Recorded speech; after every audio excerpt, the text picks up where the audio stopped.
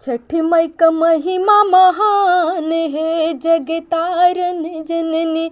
छठी माई का महिमा महान है, जग तारन जननी।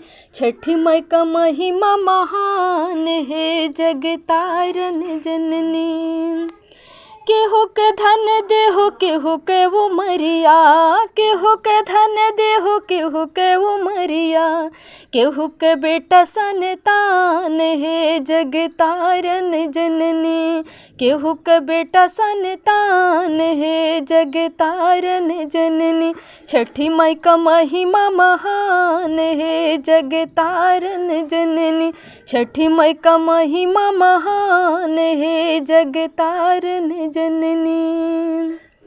कार्तिक के शुक्ला षष्ठी होवत पूजनिया, कार्तिक के शुक्ला षष्ठी होवत पूजनिया। पूरा करत हुआ रमान है, जग तारन जननी। पूरा करत हुआ रमान है, जग तारन जननी। छठी माई का महिमा महान है, जग तारन जननी। छठी माई का महिमा महान है, जग तारन जननी।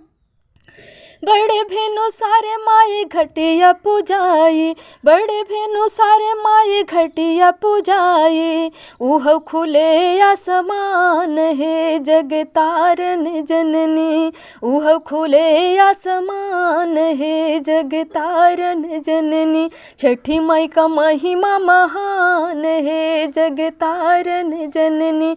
छठी माई का महिमा महान है, जग तारन जननी।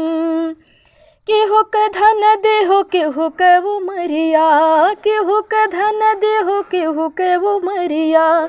केहू के बेटा संतान है, जग तारन जननी। केहू के बेटा संतान है, जग तारन जननी। छठी माई का महिमा महान है, जग तारन जननी। छठी माई का महिमा महान है, जग तारन जननी।